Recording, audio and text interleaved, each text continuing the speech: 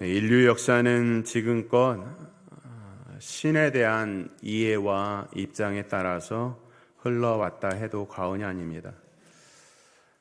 그런데 문제는 어느 시대를 막론하고 자신들이 원하는 신을 만들었고 섬기려 했을 뿐이지 정말 살아계신 하나님에 대한 참 신앙이 무엇인지를 알지 못했던 것이죠.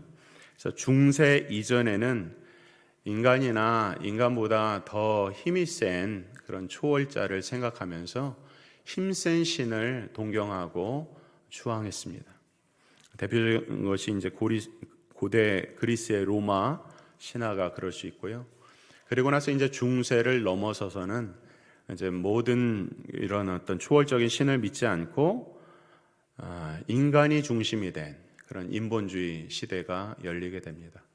그리고 나서 지금 우리가 살고 있는 이 현대에 있어서는 그 신이 없다고 하는 자리에 우리 인간이 신이 될 수 있다라는 생각을 가진 뉴 에이지 시대 또는 포스트 모더니즘 시대 그 이후를 지금 저희들이 살고 있습니다. 그런 가운데서 이제 진리가 왜곡되고 하나님의 성경의 말씀의 권위가 흔들리는 그런 역사를 우리가 살아가고 있는데요. 그렇다면 인간들은 왜 잘했던 못했던지 간에 그런 신에 대한 동경을 가졌을까요? 인류 역사는 언제나 그랬거든요. 왜 그랬을까요? 그것은 인간의 절망 때문에 그렇습니다. 인간의 미래와 또 죽음이라고 하는 절망 앞에서 자기 자신이 또 다른 욕망으로 자신의 이 절망을 채우고자 했던 노력들이 바로 인류 역사라고 할 수 있습니다. 그럼 도대체 무슨 오늘 본문이 기도에 대한 본문인데 도대체 이 본문이 무엇이길래 이런 거창하게 시작을 하는가 이렇게 생각을 할 수도 있어요. 그러나 그런 신에 대한 이해와 입장에 따라서 우리가 바르게 생각하고 바르지 못하고 편협하게 생각함으로 인해서 하나님께 대한 우리의 기도 생활 또는 신앙 생활의 풍요로움이 굉장히 제약될 수 있고 또는 제대로 신앙생활을 할 수 있는 것입니다. 하나님을 어떻게 바라봐야 되는가? 구체적으로 우리는 하나님을 은혜와 사랑의 하나님이라고 생각하는데 가끔 그런 은혜와 사랑을 생각해 보면 그것은 그저 성경에서 말씀하고 있는 진리의 그런 면보다는 우리가 생각하는 수준에서 하나님의 은혜와 사랑을 생각할 때가 많이 있어요. 예를 들면 이제 하나님의 선택, 구원받은 자들은 하나님의 선택으로 인한 것이다. 이런 성경의 가르침을 받게 되면은 사람들은 대뜸 그렇게 생각하죠. 하나님은 은혜와 사랑의 하나님인데 어떤 사람은 선택하시고 어떤 사람은 버리시는가? 그건 편파적인 하나님이 아닌가? 당장 그렇게 하나님의 사랑을 오해합니다. 또는 하나님이 공의의 하나님이다라고 이야기를 하면은 어떤 수준이냐면 오늘 주일 예배 여러분들 다 주일 성수를 지금 하고 계시는데 혹시 무슨 일이 있어서 아니면 자기가 스포츠를 즐기고 여행을 가기 위해서 또 이제 주일을 혹 빠질 수가 있어요. 빠지고 나면은 이제 주중에 생각할 때에 혹시 내가 주일을 어겨서 하나님이 당장 심판하진 않을까. 그래서 주중에 무슨 사고가 나고 그러면 내가 주일을 지키지 않아서 벌을 받았구나. 이런 생각들을 즉흥적으로 하죠.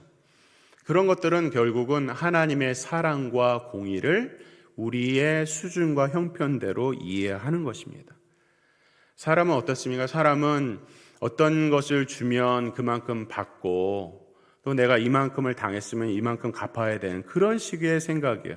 원인과 결과가 있는 인간의 생각은 언제나 그 정도의 수준과 범위와 깊이를 가지고 있을 뿐이죠.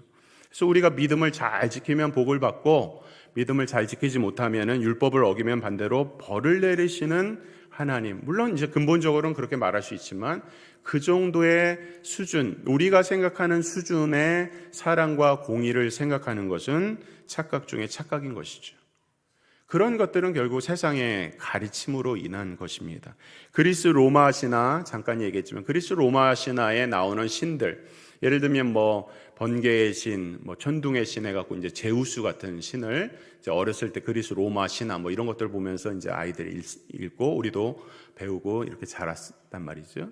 그렇게 보면은 어떻습니까? 우통을 벗어 적히고 멋을 근육이 이게 근육질이 있어갖고 자기가 원하는 대로 사람들이 자기를 만족시키지 않으면 번개를 쳐서 내리고 막 벌을 주고 또 자기가 조금 만족스러우면 막 너무 좋아하고 뭐 이런 정도의 잡신을 우리의 하나님으로 생각하는 경향이 있는 것입니다. 그런 것은 결국 세상의 가르침으로 우리 자신도 모르게 오염됐기 때문에 우리가 가지고 있는 편견과 선입관 정도를 가지고 성경의 말씀에 가르침의 깊은 꼴을 먹기보다는 우리 수준으로 하나님을 잣대질하면서 우리에게 그저 하나님은 힘이 강한 분이고 우리에게 맹종만을 요구하시는 그런 하나님으로 우리는 그렇게 오해하고 있는 것입니다. 그런 하나님의 사랑과 공의를 우리 수준에 형편는 대로 그 깊이와 범위와 이 수준을 생각한다 그러면 깊은 오해를 하고 있는 것입니다. 그 중에서 이제 가장 대표적인 우리가 잘 아는 것처럼 하나님은 어떤 분이십니까? 하나님은 지금도 오래 참고 계시는 분이세요.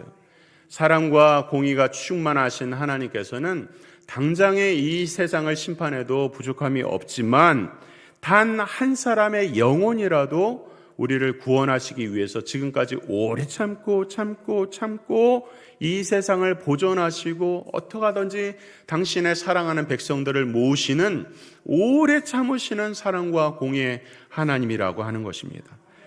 이야기가 좀 거창해졌는데 오늘 본문을 보면 중언부언하는 기도에 대한 말씀이 오늘 말씀인데요. 이 본문을 우리가 살펴보기 위해서는 먼저 봐야 되는 본문 말씀이 누가복음 11장에 있습니다. 우리가 이제 복음서라고 하는 마태, 마가, 누가, 요한복음을 보면은 공관복음은 이제 요한복음을 뺀 것을 공관복음이라고 하고 사복음서를 요한복음까지 범주를 해서 이렇게 복음서를 우리에게 주신 이유는 각각의 복음서가 보고 있는 관점과 특징이 다르기 때문에 그래요. 그래서 하나님의 말씀을 잘 이해하려고 그러면 이제 복음서의 말씀은 서로 비교하는 게 굉장히 좋습니다. 그래서 오늘 우리가 보는 마태복음 6장의 말씀은 이 공교롭게도 누가복음 11장 말씀에 정확하게 일치된 말씀이 있어요. 누가복음 11장 한번 찾아보겠습니다.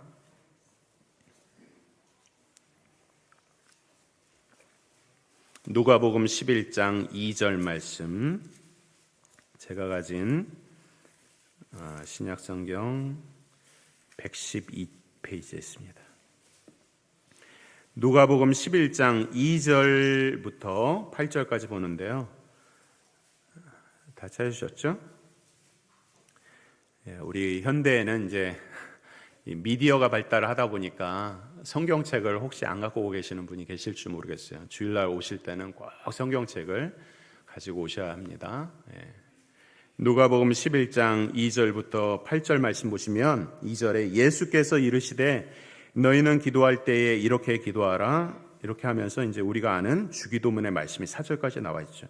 5절 보시면 또 이르시되 너희 중에 누가 덫이 있는데 밤중에 그에게 가서 말하기를 덫이여 떡 세 덩이를 내게 구워달라. 내 덫이 여행 중에 내게 왔으나 내가 먹을 것이 없노라 하면 그가 안에서 대답하여 이르되 내가 나를 괴롭게 하지 말라.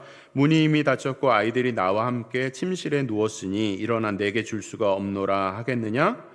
내가 너희에게 말하노니 비록 벗됨으로 인하여서는 일어나서 주지 아니할지라도 그 간청함을 인하여 일어나 그 요구대로 주리라. 이렇게 돼 있어요.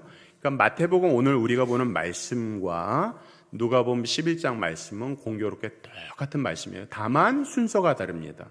누가복음의 말씀은 우리가 보는 대로 이쪽이 누가복음이라고 하면 주기도문, 대표적인 기도를 말씀하고 있고, 그다음 기도를 어떻게 해야 되느냐에 대한 부분이 이제 벗됨을 인하여서 떡덩이를 준다, 이런 떡을 주지 않지만 강청함을 준다고 하는 기도에 대해서 얘기하고 있다면, 마태복음 오늘 우리가 보는 말씀은 주기도문이 뒤에 있고 앞에 우리가 오늘 살펴볼 중언부언의 기도가 나와 있어요. 그러니까 주기도문을 이렇게 보고 있고 마태복음과 누가복음, 그 다음에 중언부언 기도하지 말라, 강청하는 기도하, 이런 게 구조가 이렇게 되어 있어요. 그러니까 다시 말하면 오늘 본문을 잘 보려면 누가복음에서 말씀하고 있는 이 강청의 기도를 알아야 중언부언의 기도가 하지 말라고 하는 것이 무슨 뜻인지를 알 수 있게 되는 거예요. 그러면 누가복음 11장 말씀은 간단하게 우리가 살펴보면 이렇습니다. 한 친구가 밤에 누웠단 말이죠. 근데 이제 여행 중에 있는 어떤 친구가 왔어요. 그래서 그 여행 중에 있는 친구를 위해서 어떤 친구가, 여행 중인 친구라고 하겠습니다. 그 친구가 여행 중에 있는 친구가 그 집의 문을 두드립니다. 밤이 늦었습니다.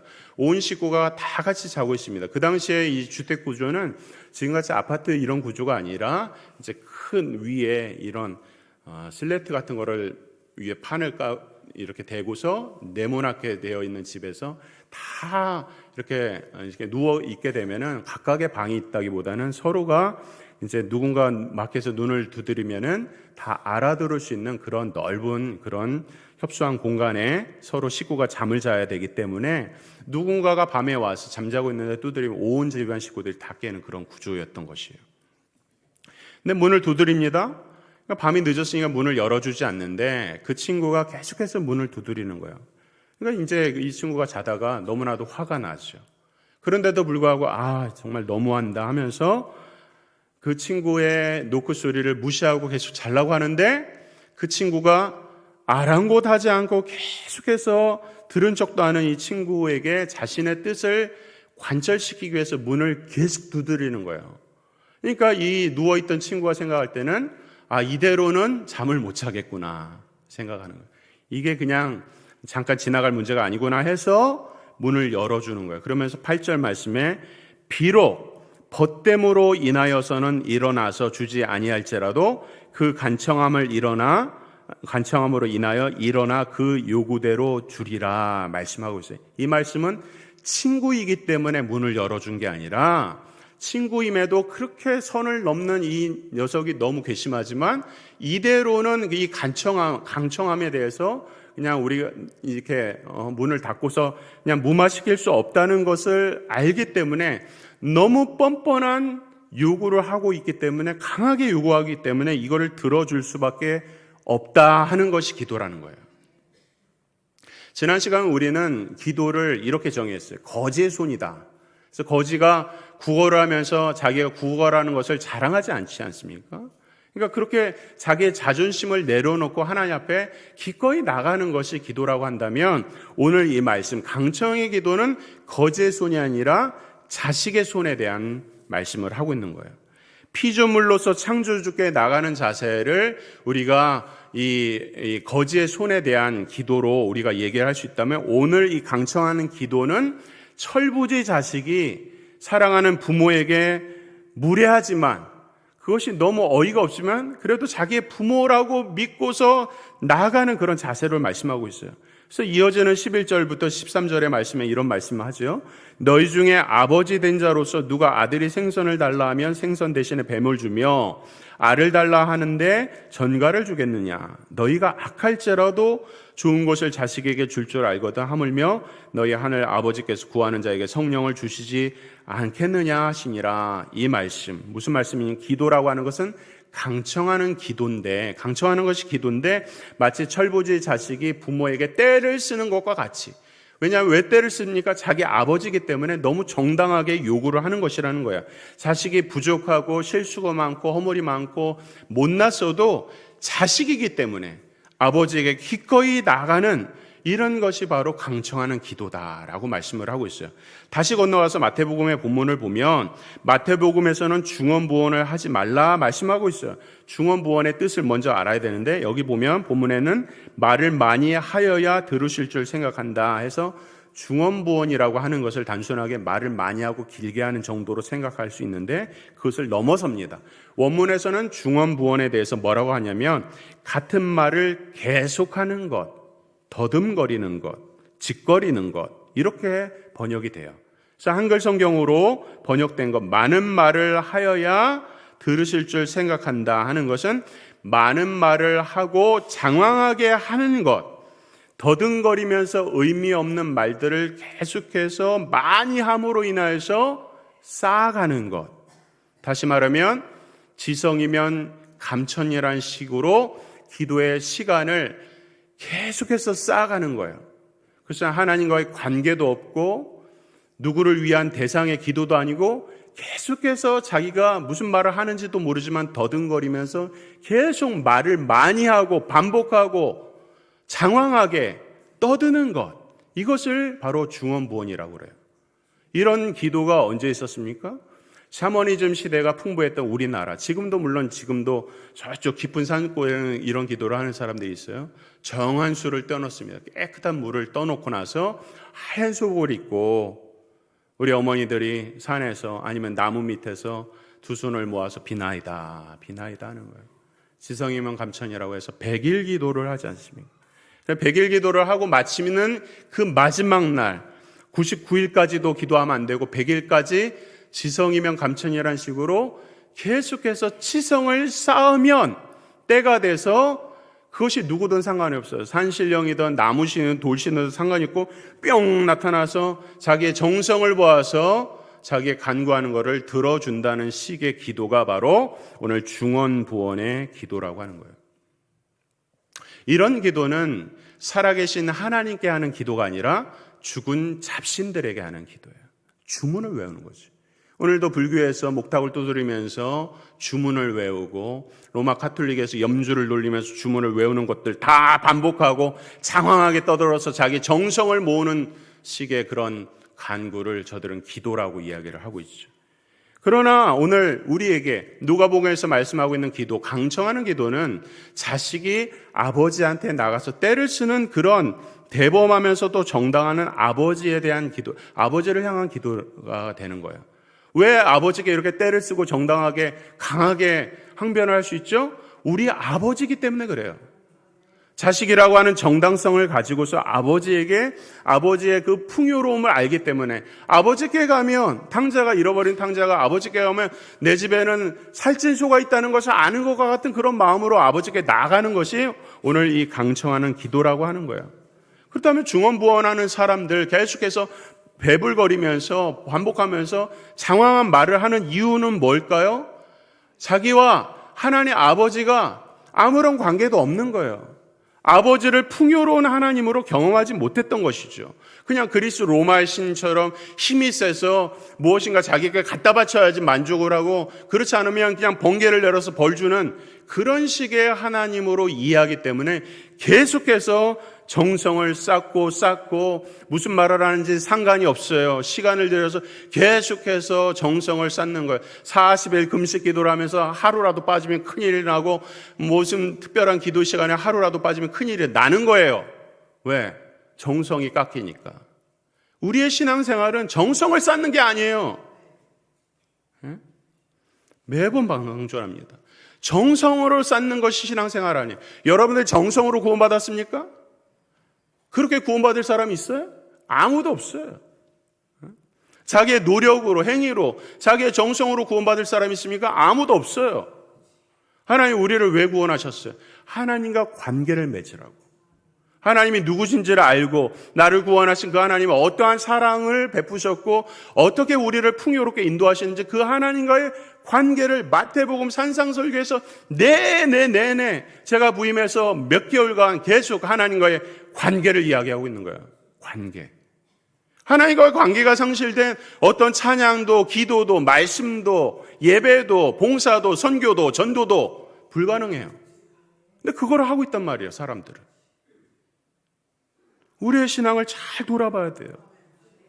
그러니까 기도를 그런 식으로 하면 중언부언을 하면 어떻게 되냐면 불안해요. 그래서 어떻습니까? 계속해서 기도는 해야 되는데 기도의 시간은 나와야 되는데 기도를 한단 말이에요. 근데 그것이 의무와 형식을 벗어나지 못합니다. 그래서 어떡합니까? 공상이 찾아오죠. 망상이 찾아오죠. 헛된 생각들이 자기 근심 걱정 기도 시간에 막 찾아와서 어느 날은 트럼프하고 얘기하고 있다가 어느 날 저기 명랑회전에서 이순신 만나고 돌아와서 내가 뭐 했지 그런 생각을 하기도 해요. 기도가 다 끝나고 나면 내가 무슨 소리를 했지? 눈물로 기도를 하고 났는데 내가 눈물을 왜 흘렸지? 그런 생각을 할 수도 있어요. 그것이 가능합니까? 가능하다는 거예요. 관계가 상실된 기도에서는. 하나님이 지금도 살아계셔서 역사하시고 우리 가운데 일하신다는 그것을 1년 360을 늘 깨어서 초단위로 느낄 수는 없지만 그래도 하나님의 말씀을 들을 때 기도할 때 예배할 때 그것을 붙잡아야 된다는 거예요. 정신을 바짝 차려서 하나님이 살아계시다는 것을 정말 믿음으로 살아내야 된다는 거예요.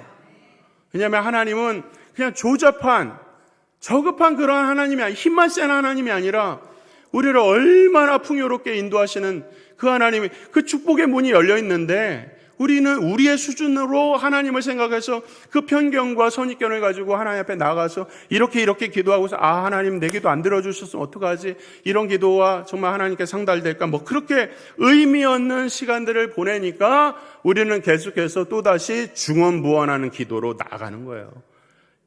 계속해서 반복되는 문제를 갖고 있는 것이죠. 이러한 신앙생활을 하는 사람들은요, 다른 사람과의 관계에 있어서 역시 마찬가지입니다. 자기가 쌓아놓은 새벽 기도, 1년 360일 새벽 기도 나 한 번도 안 빠졌어. 이렇게 자랑하는 사람도 있죠. 금식 기도, 내가 며칠을 금식했는지 알아? 어떤 사람은요, 명함에, 죄송합니다, 이렇게 써놨어요. 40일 금식 기도 3회 수행. 명함에. 정말이에요. 무슨 특별 기도를 했다, 이렇게 하면서 자기를 자랑합니다. 그러면 어떻게 될까요? 다른 사람들이 보일까요? 아랑곳하지 않습니다. 다른 사람이 보이지 않습니다. 어떻게 됩니까? 곧 정죄하죠. 그렇게 신앙생활을 어떻게 해서 어떻게 하냐? 기도 좀 해라. 어떻게 예수 믿는 사람이 새벽 기도도 안 하냐? 이런 얘기를 하기 시작하는 거예요. 그런 사람들은 선을 그어놓고 옳고 그른 것을 잘 판단합니다. 그러나 그 신앙생활은 메마를 때 짝이 없죠. 황폐화되어 있고 메마릅니다. 근데 너무나도 아이러니하게 신앙생활은 열심히 하고 봉사도 열심히 하고 기도도 열심히 하고 있어요. 우리가 이 땅을 살아가면서 옳고 그른 것을 잘 분별하는 것은 너무나도 중요해요. 오늘 이 시대같이 진리가 무너진 시대에서 옳고 그른 것을 분명하게 판단하는 건 너무 중요하고, 사회의 정의를 부르짖는 것도 중요하고, 어떠한 세워진 목표를 향해서 달려가는 그런 어떤 추진력도 너무나도 중요해요. 그러나 더 중요한 것은 자기가 가지고 있는 그 이념과 신념과 믿음을 다른 사람과 함께 누리는 그 마음이 더 중요한 거예요. 신앙생활을 할 때 우리가 얼마나 똑똑하고 잘났어도요, 세상에 우리보다 잘나고 똑똑한 사람이 너무 많아요. 너무 많아요. 제가 공부를 하다가 생각하는 생각이 그런 거예요. 진짜 세상에는 똑똑한 사람이 너무 많구나. 이것으로 자랑을 할래야 할 수가 없구나. 내가 가진 것 아무것도 아니구나. 종이 한 장 차이, 종이 한 장 차이. 누가 뭘 잘하고 못하고요? 종이 한 장 차이예요. 재능이 있다고 하면서 불순종하는 사람보다는 재능이 없지만 하나님 말씀에 순종하는 사람이 교회는 100번 유익한 거예요. 정말 그런 거예요. 논문을, 어떤 글을 잘 써보세요. 형식을 잘 맞췄어요. 내용이 없는 거예요. 오늘 현대에 얼마나 법조항이 많습니까? 전관, 회칙, 규정. 근데 그것을 누구를 위한 거예요? 사람을 위한 거예요. 그 안에 사람이 없어요. 정이 없어요. 진정한 정의가 없단 말이에요. 법을 많이 세워놨는데 그 안에 진정한 사람을 위한 정의가 없어요. 사회는 그런 것입니다. 우리가 다 안다고 주장할 수 있습니까? 돌아보십시오. 1년 지나서 내가 주장했던 게 맞는가 돌아보십시오. 꼭 그렇지 않아요. 모든 것들이 다 그런 것입니다. 예전에 얼반 미션 세미나라는 곳에 있었어요. 그런 곳에 집회를 갔었는데 그곳에서 미혼모와 창녀들의 삶에서 회개하고 돌아온 사람들이 있었어요. 근데 어떤 사람이 이런 얘기를 하는 거야. 그 세미나를 갔더니 내가 그렇게 미혼모나 성적으로 타락한 사람들을 함부로 정죄하는 것이 좀 이제는 그렇게 쉽지 않겠더라, 이런 생각을 하는 거예요. 뭐냐면 그것이 죄가 아니란 게 아니에요. 분명히 죄입니다. 그러나 진정으로 우리에게 원하는 것은, 하나님께서 우리에게 원하시는 것, 그 사람들의 잘못된 죄를 일일이 꽂아서 정죄하는 것을 원하는 것이 아니라 그런 영혼조차도 하나님께 돌아오는 그런 마음을 먼저 갖는 것이 훨씬 중요하다고 깨달은 거예요. 죄가 잘못된 것이 아니라, 잘못되지 않다고 하는 것이 아니라 그런 마음이라, 우리도 다 그럴 수 있다고 하는 가능성을 열어두라는 거예요. 그런 것들이 왜 가능하지 못하냐? 왜 이런 삶을 살지 못하는가? 하나님이 누구신지 알지 못하고 하나님의 풍요로움을 온전하게 경험하지 못하니까 자기가 열심은 있지만 다른 사람한테 나눠줄 것이 없는 거예요. 그 풍요가 없으니까. 하나님은 풍요롭다니까요. 온 세상을 창조하시고 온 세상에 부족함이 없도록 채울 수 있는 능력이 많으신 하나님이세요. 그 풍요를 담는 것이 우리의 신앙의 여정이 되어야 된다는 것이죠. 민수기 11장에 가면 대표적인 사건이 있습니다. 이스라엘 백성들이 막 이제 출애굽을 해서 처음에는 드라마틱한 홍해를 건너고 막 난리가 났습니다. 그러다가 이제 곧장 먹을 것, 마실 것, 잘 데가 없고 불편하니까 이제 불평불만이 얼마나 많습니까? 민수기에. 그러니까 하나님께서 원하시는 대로 떡도 만나도 주고 메추라기도 줘요. 고기를 달라니까 고기도 줘요. 그러면서 뭐라고 합니까? 이 사람들이, 이스라엘 백성들이 정말 불평불만이 있는 것은 먹을 것, 입을 것이 아니라 정말 하나님께 대한 믿음이 없는 것이다 라고 가르쳐 주세요. 근데 그런 와중에 이제 모세가 지도자 아닙니까? 근데 이 지도자를 믿지 못하는 거야. 그래서 과연 모세, 네가 정말 하나님으로부터 그렇게 인정받은 종이 맞냐? 우리의 영도자가 맞냐? 리더가 맞냐? 이렇게 의심이 들어가니까 이제 모세가 그것만큼은 참을 수가 없어. 자신의 권위는 하나님으로부터 온 것인데 자신의 권위에 대해서 도전하니까 그것만큼은 참을 수 없어서 이제 하나님께 하소연합니다. 민수기 11장의 말씀이에요. 그래서 뭐라 하면 70장로를 모아라. 그러면 내가 거기서 강림해서 내가 너를 택하여서 너를 지도자 삼은 것을 내가 증거하겠다라고 하나님께서 말씀하세요. 그래서 모읍니다. 모으는데 70장로 중에서 못난 장로 두 사람이 안 나와요. 엘닷과 메닷이라고 하는 이 못난 장로 두 사람이 모세의 이 말도 순종하지 않아요. 그래서 자기 장막에서 머물러 있는데 나머지 68명과 2명의 장로가 이 회막에서 머물러 있고 순종하는 장로님도 여기 앉아 있어요. 근데 성령이 임한단 말이에요. 그러니까 어떤 소년이 그것을 보면서 하나님께서 살아계시다 하고 하는데 이 장막에서 홀로 불순종한 이 장로들한테는 이 장로들에게 동일하게 임하는 거예요, 성령이. 그러니까 소년이 큰일 났다 생각해서 여호수아에게 말하니까 여호수아가 모세에게 이럽니다. 내 주여 금하소서. 이들에게 성령이 임하게 되면, 불순종한 성령이 임하게 되면 모세의 권위가 혹시 실추될까 봐 그런 염려를 했던 거예요. 그러니까 모세가 뭐라고 하냐면 29절에 이런 말을 합니다. 말씀합니다. 내가 나를 두고 쉬게 하느냐? 여호와께서 그의 영을 그의 모든 백성에게 주사 다 선지자 되게 하시기를 원하노라. 이 말씀은 모세가 자기를 부정하는 거야. 자기를 부인하고 자기에게 불순종했던 그러한 못난 장로들에게도 하나님의 자비가 임하기를 원하는 마음을 전하는 거예요. 이것이 누구의 마음이에요? 모세 같은 연약한 자의 마음이 아니라 하나님의 마음인 거예요. 하나님의 마음을 모세가 전하고 있는 것이죠. 다윗과 사울의 예를 아시죠? 사울은 하나님 기름 부음 받았어요. 그러나 자기가 자기를 위해서 그 영광을 취하니까 아말렉 전쟁에서 자기가 자기 영광을 취하지 않으면 변명하는 사울은 금방 폐위를 당합니다. 그러나 그가 아직 죽지는 않았어요. 하나님께서 다윗을 세웁니다. 다윗이 사울을 죽일 기회가 너무 많았어요. 그럼에도 불구하고 다윗의 입술에 늘 하던 말이 뭡니까? 사울은 하나님이 기름 부음 받은 자다 하면서 자기를 그렇게 못살게 굴고 죽이려고 여러 번을 노력한 그 사울을 용서할 뿐만 아니라 그도 하나님의 기름 부음을 받은 자하고 하나님께서 하신 일이다라고 하면서 하나님께 맡기죠. 그런 마음이 어떻게 가능하겠어요? 여러분들 누가 쫓아다니면서 몇 번 죽이려고 해보세요. 예? 이런 마음이 성경의 이야기가 그냥 단순하게 옛날 이야기를 하고 있는 것이 아니라 오늘 우리에게 어떠한 모범을 보여주고 있는지를 보여주고 있는 거예요. 요한복음 3장 16절에 뭐라고 합니까? 하나님이 세상을 이처럼 사랑하사 말씀하셨어요. 이 세상의 부조리와 부정과 죄악이 가득한 이 세상 사랑할 게 뭐가 있어요? 그러나 하나님은 이 세상을 이처럼 사랑하셔서 독생자를 내어주셨다고 그랬어요. 고린도전서 12장에 보면요, 은사의 장에 대한 말씀이에요. 은사가 여러 가지가 있어요.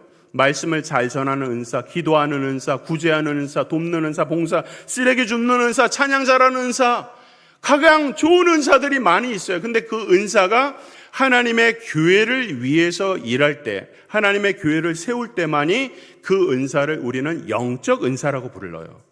그냥 은사, 기프트가 많은 것을 영적 은사라고 얘기하지 않아요. 자기를 자랑하는 것은 영적 은사가 아니에요. 하나님의 교회를 세우는 영적 은사를 주시거든요. 그럼 오늘 우리가 교회가 모였어요. 그러면 교회가 세워져야 되잖아요. 은사가 필요한 거예요. 무슨 뜻입니까?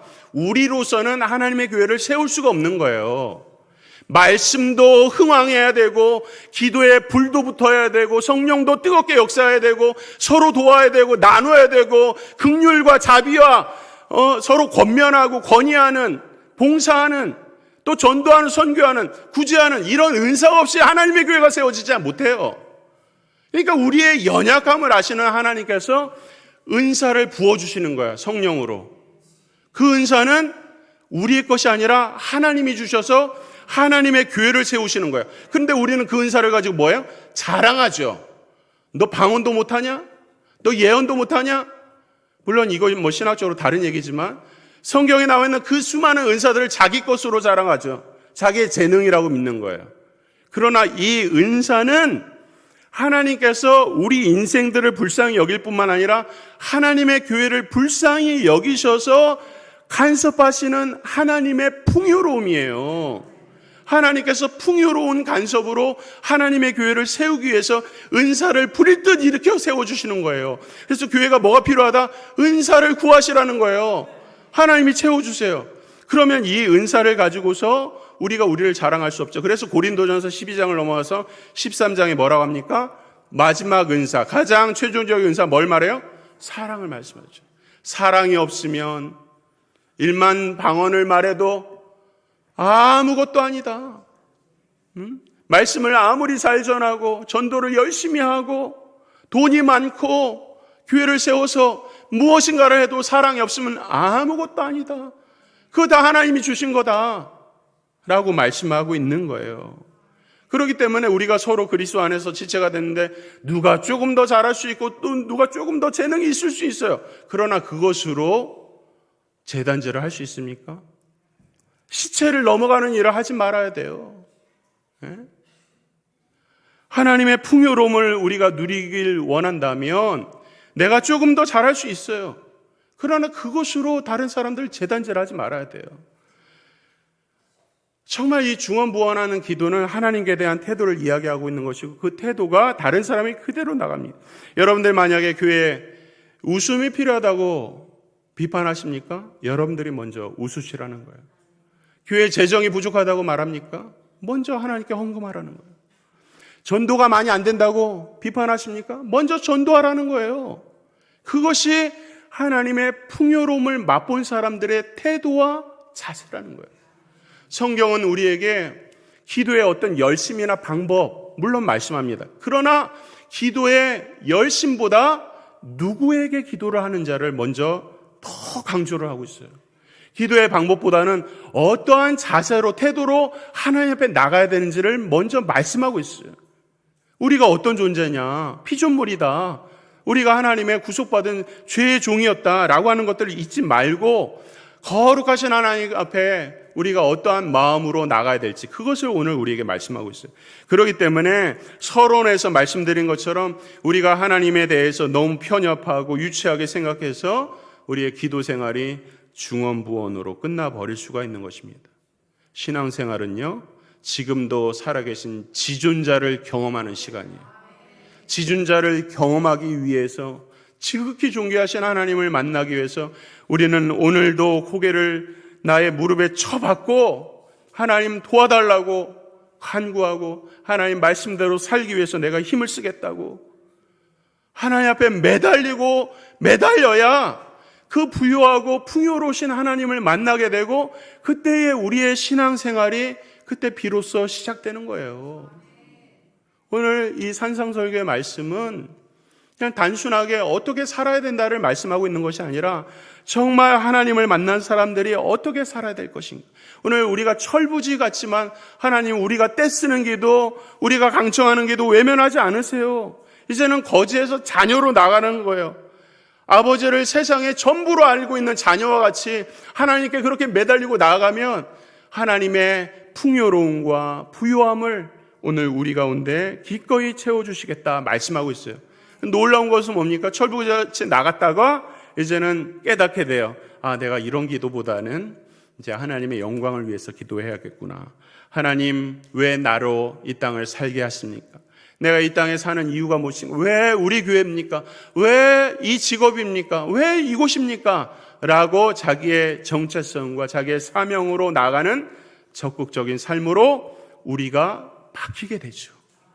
이것이 바로 하나님의 부유하심과 풍요로움을 경험하는 신자의 삶입니다. 바라기는 우리 모든 주의 성도들이 하나님을 살아계신 하나님으로 만나 날마다 그 풍요로움을 경험하기를 주의 이름으로 축원합니다.